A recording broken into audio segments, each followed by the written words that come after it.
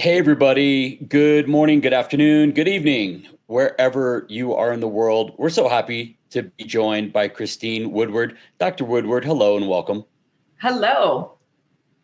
So, today we're going to talk about how a vet that's a great vet comes to the awakening and starts to really discover raw food. So, if you're a vet or if you have a vet, that currently doesn't understand raw food or maybe recommends against raw food, please send them this video. Please share this link with them on YouTube or Facebook. Dr. Woodward, can we start that way with, I want to call it an awakening to raw food. Can we start with how you were before and then how you came to learn about raw food? Absolutely. Absolutely. So my background, I'm a veterinarian. I graduated from vet school going on 22 years ago. Time flies when you're having fun. Right out of vet school, I worked at a traditional horse practice. Horses are my passion. I've always had corgi dogs also. A few years into the horse practice, loved what I do, was not a fan of all the emergency work, the after hours and the weekends. Myself, I show horses, and I saw the benefits of chiropractic and acupuncture on our own show horses. So I first got certified in animal chiropractic. That was awesome. And I saw that as a way of, to start my own practice with integrative therapies. I also got certified in acupuncture. And with acupuncture, it's one part of traditional Chinese veterinary medicine, as is food therapy. And so I'd say that was my first introduction. I love the Chinese belief is let food be thy medicine. And it was actually one of my own corgi dogs. She was 10 years old at the time. She got pounced on by a big dog and it ruptured a disc in her back. Very sad. I did have the surgery done on her, but it still took her 6 weeks to walk after the surgery. Oh. At that time, she had, she was a corgi, long back, short legs, 10 years old, and overweight. And so I knew I needed to get some weight loss done on her. I was feeding her what I thought was a good food at the time. I bought it off of the, third shelf in the fourth aisle at the store. And it was a hard, dry kibble. I checked out the ingredients. I thought it was good. But I learned that there's much better. At that time, I actually, with my lifestyle, I switched her to a dehydrated raw food because I travel a lot, and that was stable at room temperature. I was so impressed. Like, not only did she lose the weight, she regained her mobility. Her hair coat got better. Her eyes got brighter. She lived another 6.5 years. She lived to be 16.5 years old. And I truly believe that is due to the higher quality food that I switched her to when she was young, or when she was 10 years old after her injury.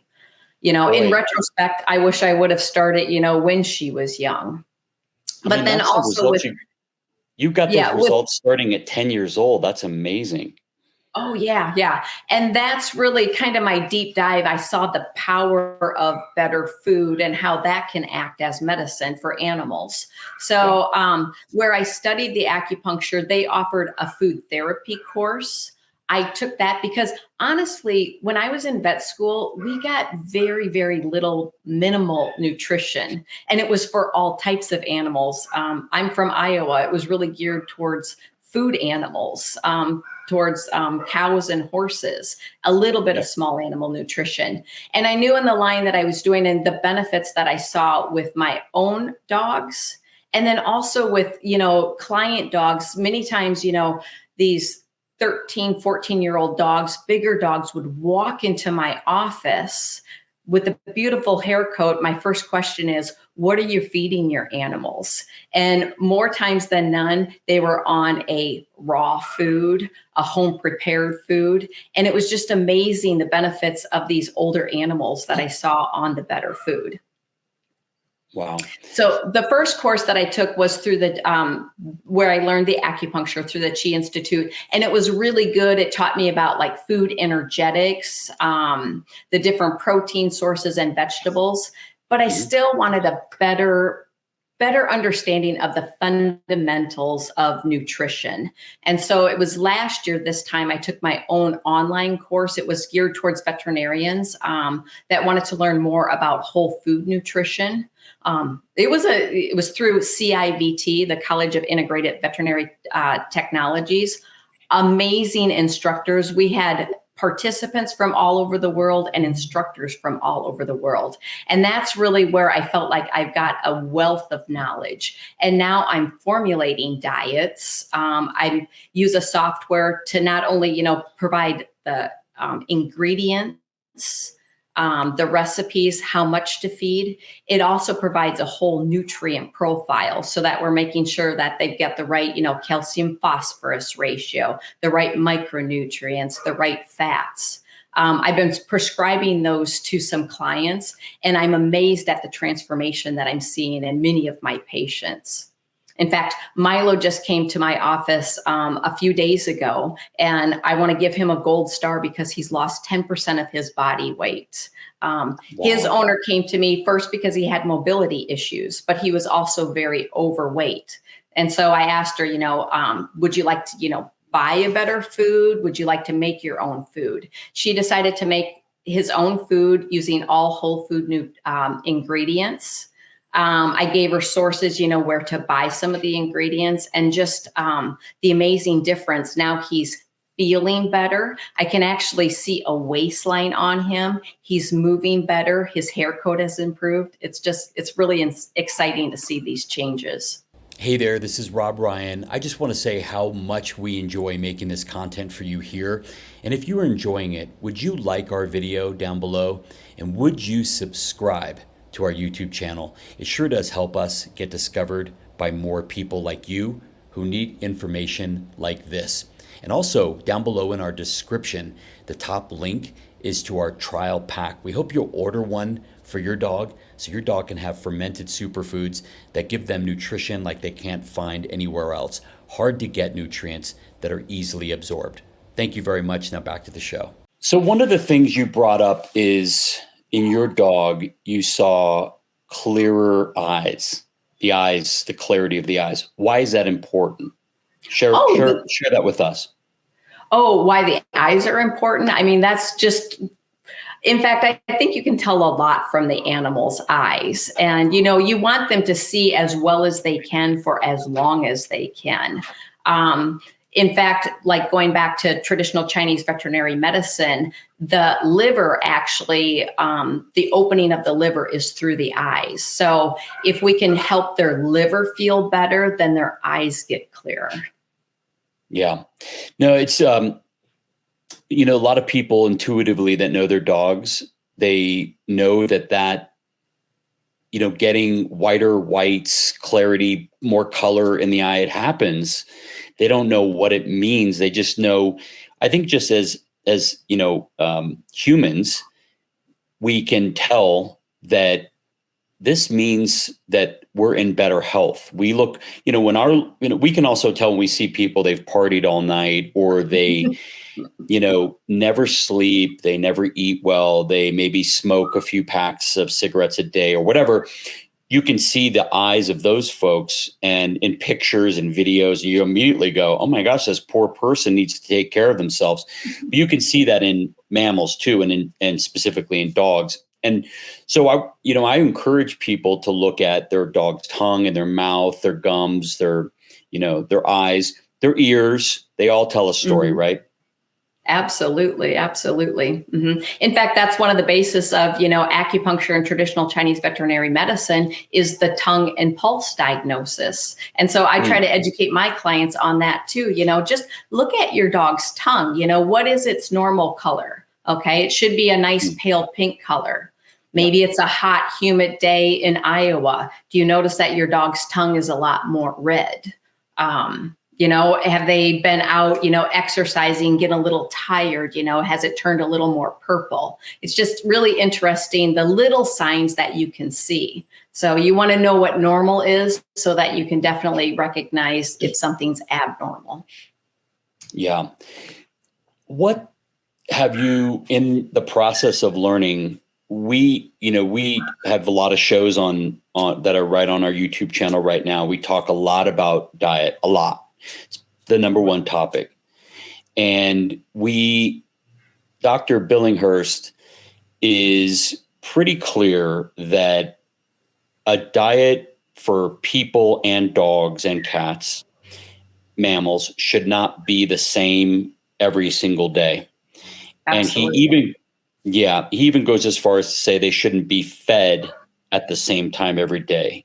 I mean, it's not a deal breaker, but ideally that is ideal in terms of species appropriate, biologically appropriate. How do you feel about those two subjects? Yeah, I always say variety is the spice of life. And, unfortunately, I see it so many times, with, as dogs age, they develop these chronic allergies. And more often not, it's because, hey, boom, you're 1 year old, you're an adult dog, you're going to get this same food now, twice a day for the next 8 to 10 years. Mm. How do you trust that dog food manufacturer that their formula is right?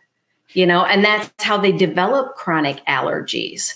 And so I find that too, with offering a variety of ingredients, how it just helps their health overall. Yeah. And that's what the recipes that I prescribe, I try to educate my clients, this is what we're going to start with. Number one, let's see if your dog likes it. How does it agree with them? And then we're going to change things over time. I do worry about, with people when they're making their own home prepared diets is a recipe drift. If they start to, I'm going to add this instead of this. We have to watch that they, every single meal doesn't have to be balanced, but they definitely need to be balanced over time. We want to make sure when they're doing substitutions that it is, still providing good micronutrients. Yeah. I think, if people are clear and aware of why the nutrients need to be there, where they can come from, you can play around with them and you don't have to, nutrient deficiencies, they don't show up right away. So you've got time. So you want to look at, Dr. Billinghurst used to always say to me, it's perfection over time. And so per meal, per day, even per week, you don't have to worry. You want to look at a bigger picture per month.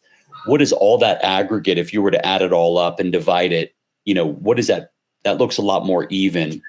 And so one meal could be all organ meat if your dog would eat it. It could be. I don't do that, but it could be heavy on the bone. And very little meat, just sinewy, or tissue or cartilage and bone. So, that's one of the things I've seen with my dogs is the more you rotate and the more you give variety and opportunity for the gut to thrive in an environment of variety, it can handle anything. Absolutely. But, if you even just feed a raw food diet and it's just ground beef every day, that's way better than, in some ways, than kibble. But you try to feed that dog after a year, any fish or chicken or anything else or whatever, it's going to have diarrhea for a while. It has to balance. It has to, its gut has to prepare. So variety helps the gut stay real agile. At least that's how I think about it. Is that how you think about it? Absolutely. Absolutely. In fact, I just recently got a corgi puppy this summer. And that was my challenge to myself, now that I'm prescribing some of these diets, I need to do this for my own animal. So when I went out to pick her up, of course, the breeder gave me the bag of dry kibble that she was used to. Yeah. And I'm like, okay, thank you. But, I even stayed at my goals with her. And honestly, the breeder was so excited, that I was going to put her on, a home prepared diet. And so the next morning in the hotel room, it was so interesting. I'd actually grabbed some eggs from the breakfast room and I offered, one little dish with what she was used to eating and the eggs. Guess which one she preferred?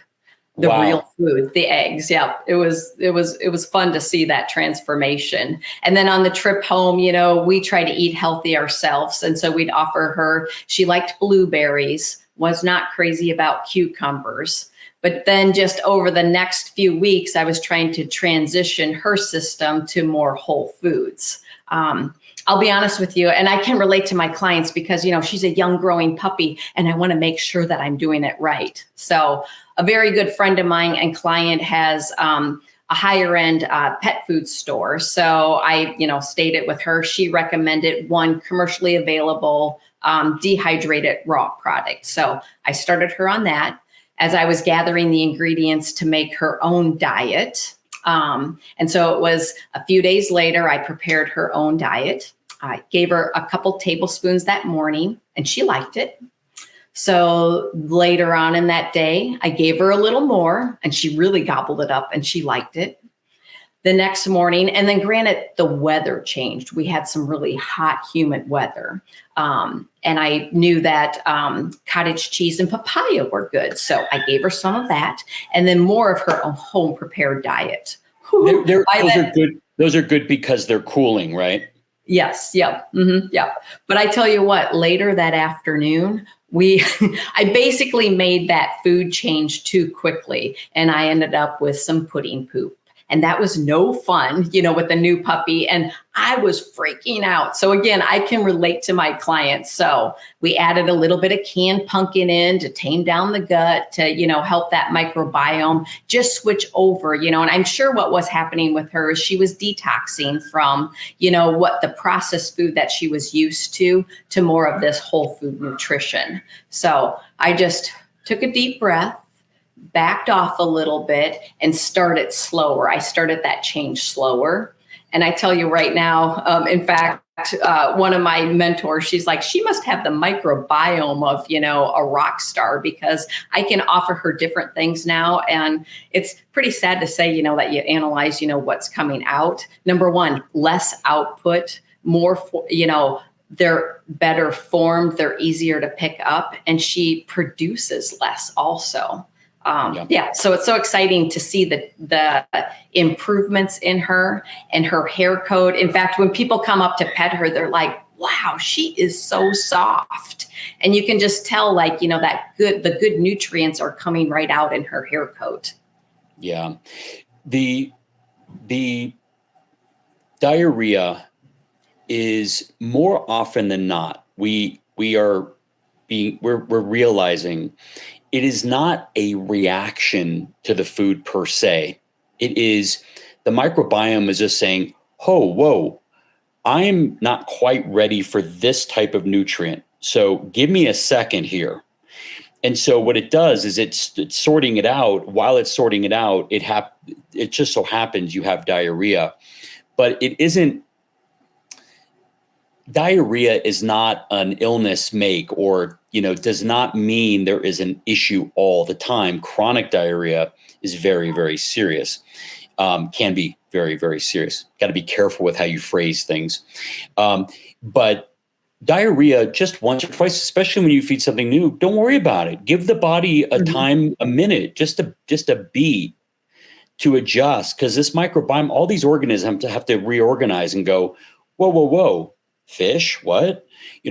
And if you start slowly being persistent, there's not going to be any issue. What I find so sad and disheartening, and when we see any issues with, we'll get customers at Gussy's Gut that say my dog is really sick with this and we tried daily and my dog got diarrhea after it, so I'd like to return it.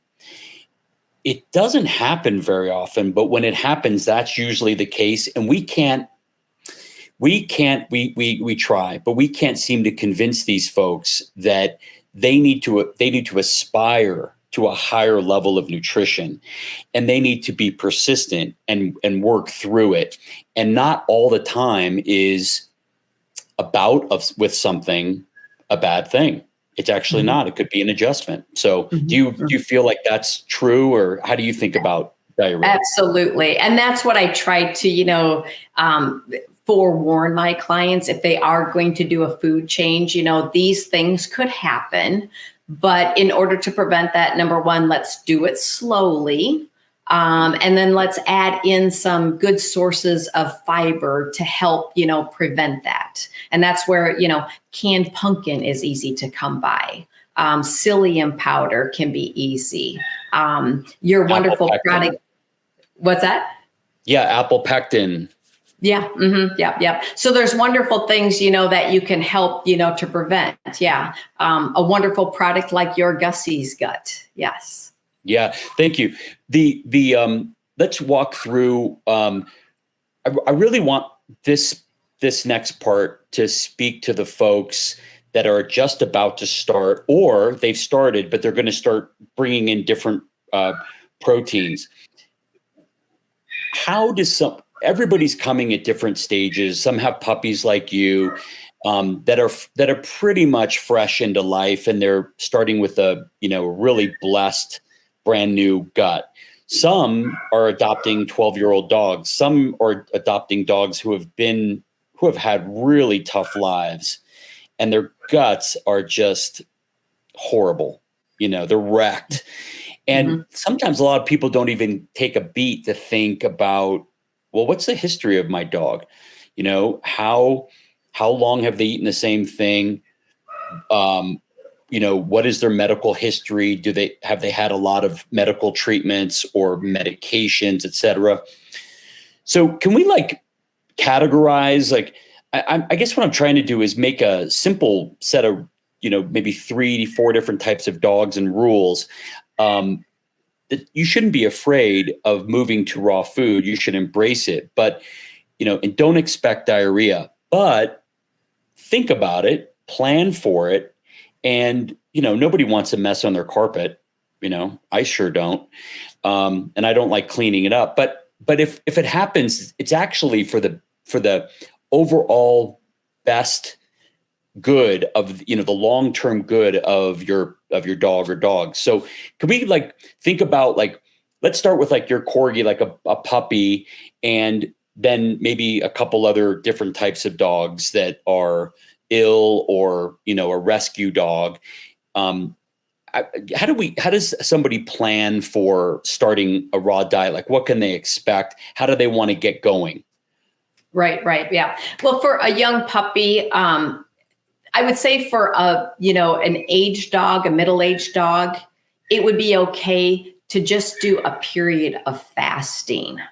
And I know that's really hard for people, I have to hold off food for a day or two.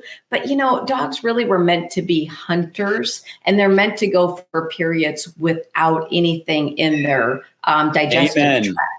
That is okay. I know it's hard for us to do, but it's actually honestly even better. It's okay for people to do for a while, especially coming off of the holidays. I know I might have indulged in a few more sweets and high carb foods than what I'm used to. So boom, January 2nd, I was like, I got to reel this in a little bit. So I actually did some fasting myself. Just gave my body, time to rest, kind of get rid of all the gunk, and then start introductions very slowly. So that would be my first suggestion. If somebody wanted to, let's say they rescued a 3-year-old dog and they wanted to start it out, fresh. I would start, let's hold off on the amount of food, that you were feeding. Let's go for a day or two. Definitely offer water. Bone broth is a wonderful thing to offer them. And then start that introduction slowly. Start with maybe, a fourth of the amount of food that you want to feed.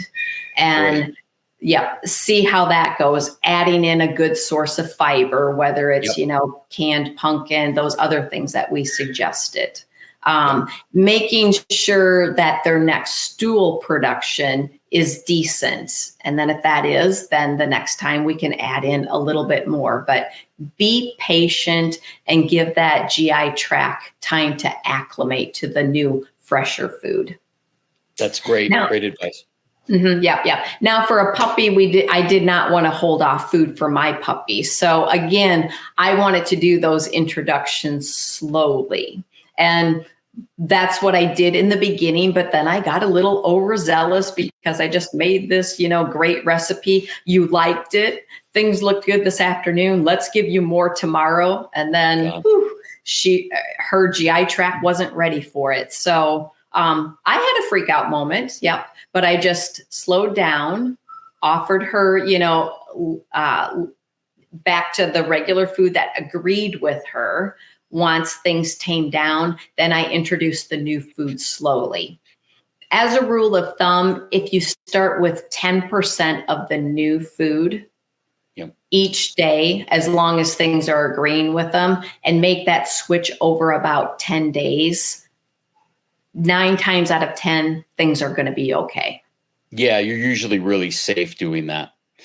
Yeah. And the richer foods too, if you have a dog, cat that's never been introduced to fats, because they've eaten kibble, and you give them a piece of liver, it's like sometimes some of them are like, whoa, like this is delicious. And then, then it's, soft stool city.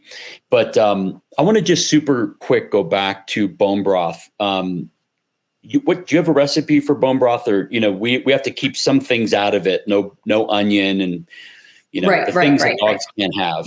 And it is so, in fact, yes, on my website, I offer a recipe. They're out there. It's so simple and it's so easy. I myself, thankfully, my dog is okay with chicken. So oftentimes I'll pick up a rotisserie chicken myself. I'll eat the chicken. I'll probably offer her some of that good meat.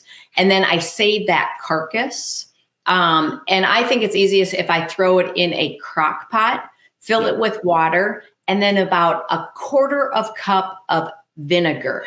You can use regular vinegar or apple cider vinegar, or you can also use lemon juice, but you need that acetic acid to cook with the water to help to pull the good stuff out of the bones and the bone marrow. And I like to cook it on low for about at least 12 hours and sometimes almost for 24 hours.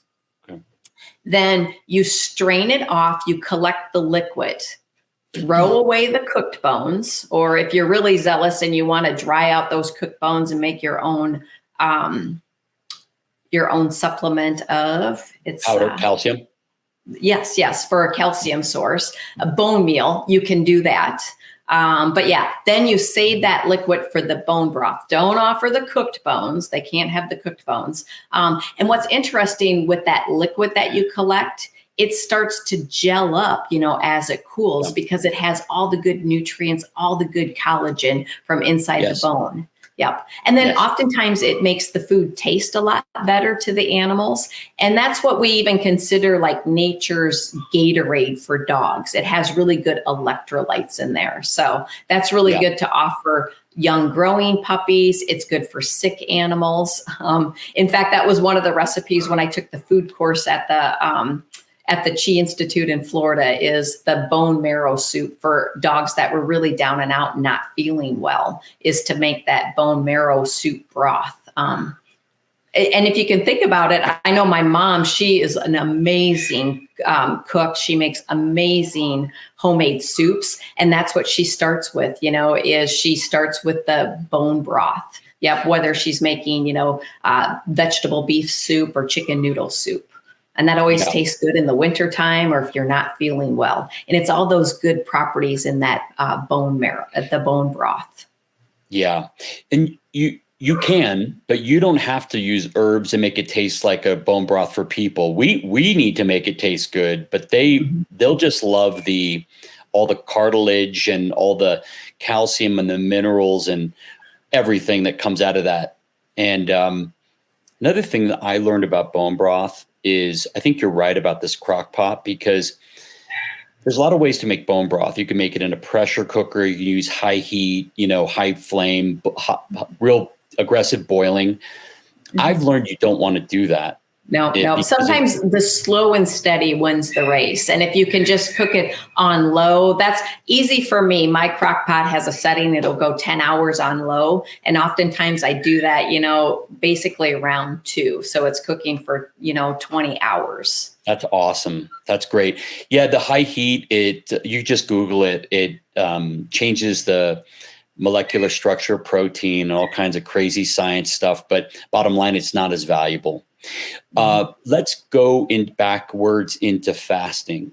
So it's no secret. I have told many times about my dogs for 24 years now of feeding raw have fasted one day every week. They only get fed once a day. So they're intermittent fasting every single day, except for when they're puppies, they need to eat more and more often. So puppies are different. They need more calories to grow. But once they get about a year and a half, whatever, then I go into one meal a day, and then one day a week, I fast them. It's hard. I've had one dog that never minded. And both dogs remind me that I need, it's time to feed me. But it is, can we just super fast go into the benefits of why we fast? I think it's so critical, especially to raw fed dogs or real fed dogs, because of the nutrient density that their organs are dealing with. Can you tell us why you think it's so important to fast? Absolutely. Well, the GI system, it has two jobs. The GI system is so important for our immune system, to just, monitor what's happening in the body.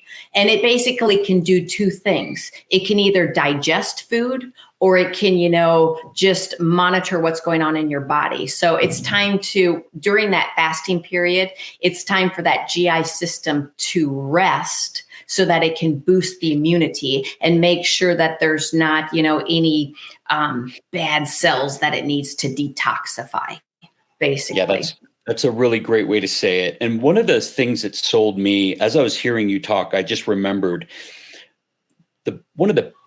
that sold me, but the really big sell, the closer for me, was your body and your dog's body only have so much resources in a day. So much energy, like a battery. And if the battery's being used to do all of the digestion and processing, and then feeding all of those nutrients to all the body, all the organs, everything, there's not a lot of extra energy to renew and repair. So on the fasting days, the body has no extra job. All those resources can be allocated towards repairing, which is what you just referred to.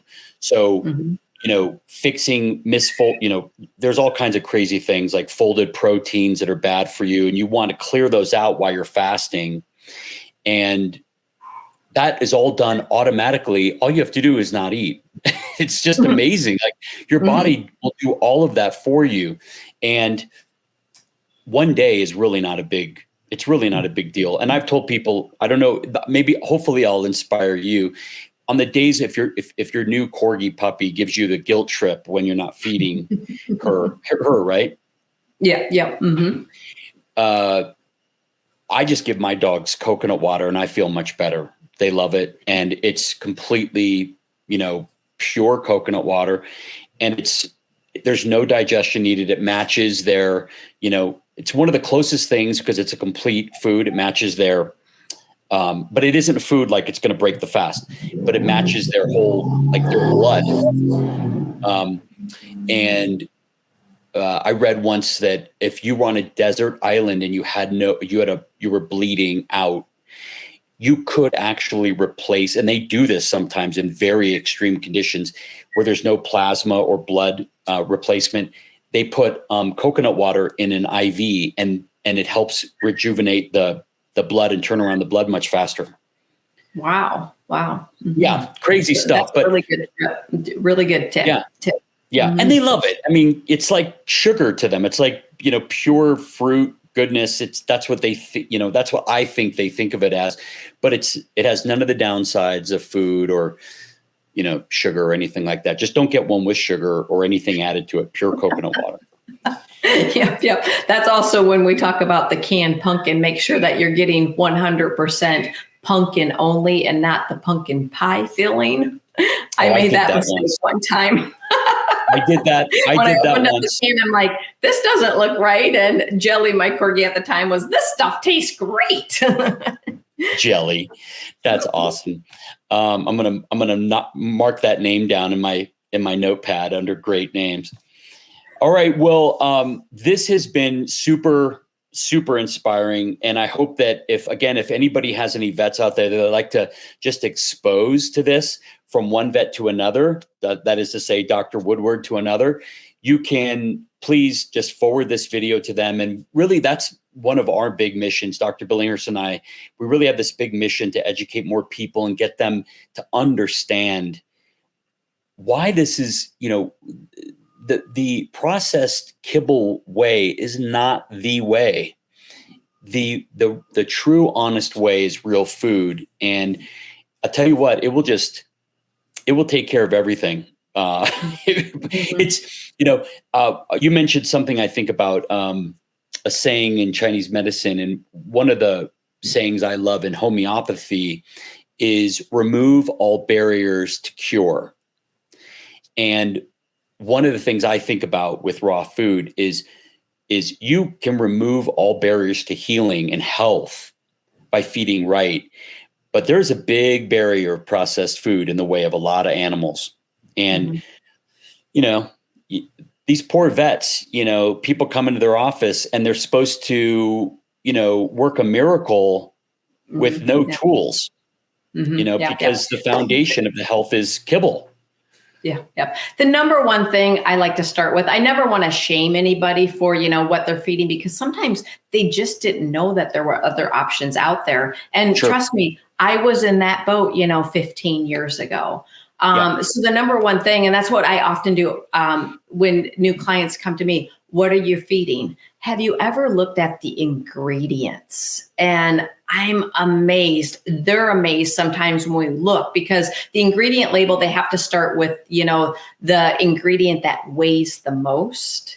And many times sometimes it's words you can't even pronounce. Or, my dog's mainly a carnivore, should eat meat. Why are all of these grains, in the first couple of ingredients? It's just eye-opening. That sometimes doesn't even work because, for example, you're in Iowa, right? So a lot of people are in Iowa that may come to you. They may be farming corn and love corn. And they may be saying, well, corn's in my dog's food. What's wrong with that? It's great. Corn's amazing. No, it's not for your dog. Naturally, if that dog was out hunting, are they going to go in the cornfield and, grab a ear of corn? Not necessarily. They're going to want to go hunt that, bunny or squirrel. That's what they were designed to eat. Yeah, they might have gotten some grains, from their prey, but oftentimes, they were partially digested, so a few grains partially fermented, just like your good product, not necessarily a bad thing. But that first, you can go down a lot of rabbit holes, and I'm with you. There's no value in any shame. That does nothing for anybody, including the dog. And I'm really more interested in just saying, look, these are the facts. This is reality. If you're not getting the results in your dog's health that you want, you've got to look at it. And, one of the big ingredients right now is no grain, but they put like a ton of lentils in it. Well, lentils are heavily sprayed with pesticide unless they're organic. So you have to consider the fact, it may or may not be a problem, but you have to consider the fact of what that impact of those pesticides on that crop that then get processed into your dog's food, what that's doing to your dog. You just must. You have to. And if you're okay with those impacts, fine, no shame. But you're going to get results based on what you feed, good or bad. Absolutely. And I switched my eating habits about 12 years ago. Originally it was for weight loss. And by knocking out the grains and the carbs in my diet, Not only did I lose the weight, I feel better. My joints don't hurt as much. I have more constant energy. So I can relate to these animals. In fact, yeah, just over the holidays, I might have indulged a little bit more in the sweets and the carbs, but I Me felt too. achy. I didn't like that. So I'm happier eating cleaner foods now. And that's really what I try to educate my clients on. Just a fun testimony. I just treated Wendy this week. She's a 10-year-old Bernese Mountain Dog. And for a large dog to be 10 years old, still walking, they actually went out to Breckenridge last month for the Bernese Mountain Dog Parade. There were over 300 Bernese Mountain Dogs there. She was the second oldest there. And many people ask them, how did you keep her, mobile and looking so good and feeling so good, well up into her double digits? They feed raw food, minimal vaccines, and chemical-free household. It's like, wow, that is just so exciting. That is very exciting. Wow, that's wonderful. Now I live not too far from Breckenridge. I'm going to have to put that on my calendar to go see those Burmese Mountain Dogs. Those sweethearts. Yeah, I mean, imagine carrying all that weight around on those joints and they're inflamed. I mean, the other thing too, doctor, is dogs are such good hiders of weakness. They are coded for millions of years to not show weakness, because guess what happens if you show weakness and you're in the pack? You're the weak link. You go out. And this is still encoded genetically in them. And so if your dog's in pain, it takes a lot of pain for them to show it. A lot. Yeah. And gosh, that's so interesting. But that is a great testimony. That's and a chemical-free house and all those other things. It's just you're reducing impact that has potentially and probably does have negative impacts on your dogs and your health. Absolutely. Absolutely. I say, inflammation is the cause of all disease, and that's even, as the veterinary terms, anything with itis on the end, arthritis, pancreatitis, all of the itises are inflammation. And so if we can reduce that inflammation, we can create a healthier, happier dog, less disease. And it's really hard to reduce that inflammation eating processed food. So that's the big message that I want to get out there is let's try to reduce the amount of processed food. Let's get some real whole foods in their diet. Raw is awesome for the healthy, young, fit animal. If it has to be lightly cooked, it's much better than highly processed food. Also, another little testimonial, it was interesting. This cute little miniature pinscher came to me. He was diagnosed with chronic kidney disease. He was on a prescription diet. And his vet basically said to the owner, just take him home. He's going to slowly fade away. She did her own research. She found a great company in Canada that does a detox protocol. So she got some homeopathic tinctures for him. They were like, get him on raw food. And most of the time, the vets, no, not raw food, way too high in protein. You're going to kill those kidneys. Freak out. Switched him to raw. Yeah, freak out. She switched him to raw food. She found me for the chiropractic and the acupuncture. This little dog is doing so much better. 6 months later, he's still alive. He's moving better. His hair coat is shiny. She's done follow-up blood work and his blood values are normalizing. His BUN and creatinine are more in the normal ranges now. And I truly believe it's because of the better raw food that she's feeding him and not that prescription processed diet. This is not an unusual story. I see these all the time. A lot of around kidney, and folks, you can get out of it. You just need the right consultant. You need the right advisor, the right people around you to support you and do it right. And, another thing that we get is a lot of people with, coming to us and saying, should I buy Gussy's gut? My dog has kidney disease or this or that. We say, look, this is not, you got to first fix your diet. We're not this, our product is not going to save your bad food. Right. It's It's not hard to going supplement out of a bad food. So No, yeah, you can't.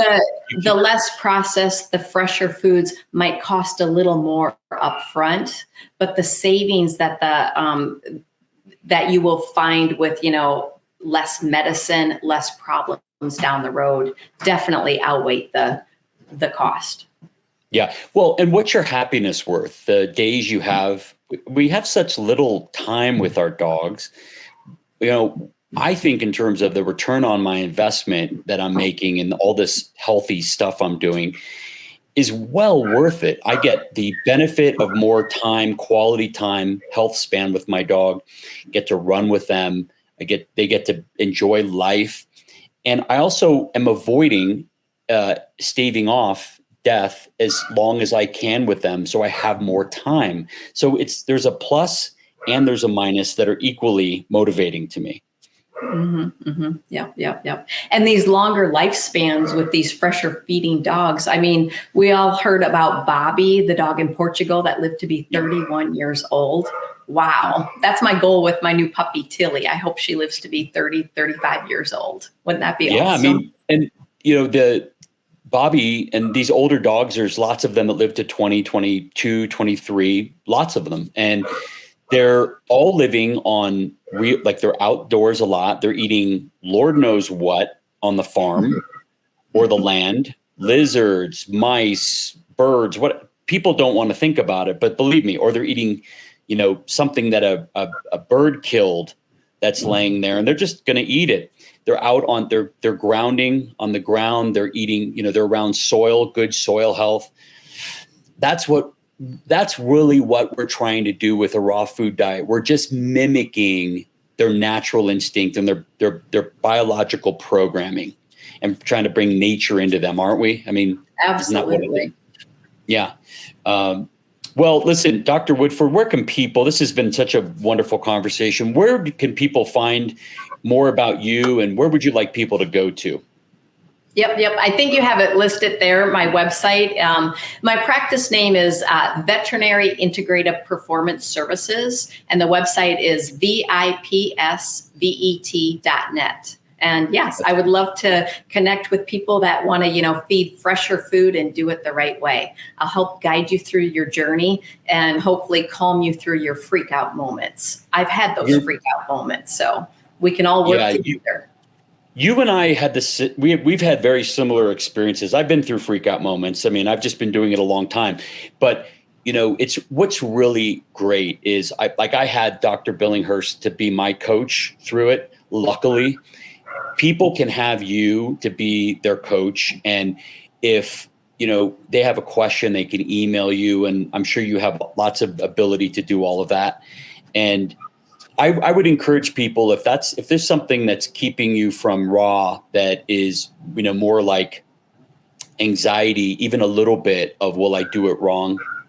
Get a great vet like Dr. Woodford, and she'll guide you through the process. It's really not a problem. And once you've done it a little bit of time, you can fly, you'll go off the training wheels and you'll fly free. Yep. And I think your animals will love it too. It's so fun. Nan just wrote in about her dog YOLO, who she's been feeding fresh. And she went from, barely picking at her food now to licking her bowl clean. And she loves feeding time. Oh, I love it. And it's so fun. And you're doing something, you're totally participating in your dog's real nature. And you're not disconnected with a scoop and kibble and you're just throwing it in. You're like, here's the food. You're actually it's like cooking for your family. You don't have to cook. You could do raw, but it's kind of the same. You're preparing for your family. I think it's a great way to be with your dog and be more connected. Absolutely. Yeah. So everybody, thank you for joining us. Dr. Woodford, thank you so much for joining us. Absolutely. Thank you for this opportunity. All right, everybody. Have a great day. Thanks for joining us. Please tell your vets, get your vets, show your vets what they can aspire to and that they can have really healthy dogs in their practice and make a really meaningful impact in the animals' lives that they care for. Have a great day. Thank you.